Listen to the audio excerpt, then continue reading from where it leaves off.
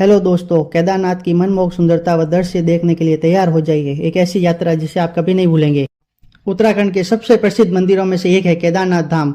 हिमालय की चोटी और बर्फ से ढकी पहाड़ियों के बीच भगवान शिव के इस मंदिर के दर्शन के लिए देश विदेश से श्रद्धालु आते हैं। केदारनाथ मंदिर भारत के उत्तराखंड राज्य के रुद्रप्रयाग जिले में स्थित है। उत्तराखंड में हिमालय पर्वत की गोद में स्थित केदारनाथ मंदिर 12 ज्योतिर्लिंगों में से एक है। केदारनाथ धाम पहुंचने का रास्ता जितना कठिन है उतना ही मनमोहक भी। प्राकृतिक झरने और पहाड़ों की खूबसूरती के साथ साथ बर्फ से ढकी पहाड़ियों के बीच स्थित केदारनाथ धाम शिव भक्तों के लिए सबसे पावन स्थान है। वीडियो अंत तक देखिए और हमारा वीडियो पसंद आए तो लाइक शेयर एंड सब्सक्राइब करना ना भूलें। आपको बता दें कि केदारनाथ पहुंचने के लिए गौरीकुंड से 16 किलोमीटर की पैदल यात्रा करनी पड़ती है। बाबा केदार का ये धाम बहुत ही सुंदर बना हुआ है। इसके निर्माण में भूरे रंग के बड़े पत्थरों का प्रयोग किया गया है। मंदिर की छत लकड़ी की बनी हुई है जिसके शिखर पर सोने का कलश है।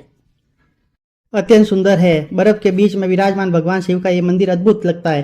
वास्तुकला की बात करें तो केदारनाथ मंदिर 85 फीट ऊंचा, 187 फीट लंबा और 80 फीट चौड़ा है। इसकी दीवारें 12 फीट मोटी और बेहद मजबूत पत्थरों से बनाई गई है। मंदिर को 6 फीट ऊंचे चबूतरे पर खड़ा किया गया है।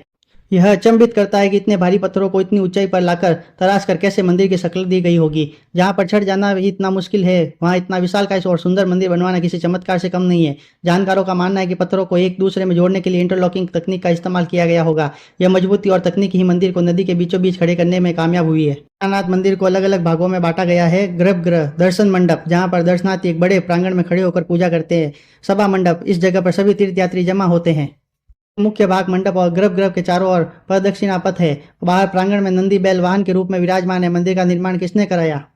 ऐसी मान्यता है कि द्वापर काल में जब पांडवों ने महाभारत का युद्ध जीत लिया था, तब उन्हें इस बात की ग्लानि हो रही थी कि उन्होंने अपने भाइयों सगे संबंधियों का वध किया है। उन्होंने बहुत पाप किया, इसे लेकर वो बहुत दुखी रहा करते थे। इन पापों से मुक्ति के लिए पांडवों ने भगवान शिव के दर्शन के लिए काशी पहुंचे। लेकिन इस बात का पता जब भोलेनाथ को चला तो वो नाराज होकर केदारनाथ चले गए। फिर पांडव भी भोलेनाथ के पीछे पीछे केदारनाथ पहुंच गए। फिर भगवान शिव ने पांडवों से बचने के लिए बैल का रूप धारण कर बैल की झुंड में शामिल हो गए।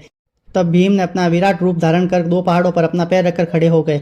सभी पशु भीम के पैरों के नीचे से चले गए, परंतु भगवान शिव अंतर ध्यान होने ही वाले थे कि भीम ने भोलेनाथ की पीठ पकड़ ली। पांडवों की इस लालसा को देखकर शिव बहुत प्रसन्न हुए। उन्होंने दर्शन दिए। इसके बाद पांडव इस पाप से मुक्त हुए। इसके बाद पांडवों यहाँ पर केदारनाथ के मंदिर का निर्माण करवाया था, जिसे आज भी बैल के पीठ की आकृति पिंड के रूप में पूजा की जाती है। भगवान केदारनाथ के दर्शन के लिए ये मंदिर केवल 6 महीने खुला रहता है। 6 महीने बंद रहता है। ये मंदिर वैसाखी के बाद खोला जाता है और दीपावली के बाद बंद किया जाता है। जब 6 महीने का समय पूरा होता है तो मंदिर के पुजारी इस मंदिर में एक दीपक जलाते हैं, जो कि अगले 6 महीने तक जलता रहता है। 6 महीने बाद जब ये मंदिर खोला जाता है तो अब यह दीपक जलता हुआ मिलता है।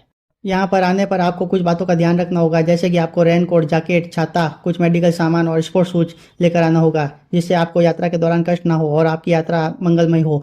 आज का वीडियो यहीं तक। आगे और भी कुछ अच्छी जानकारी लेकर आए।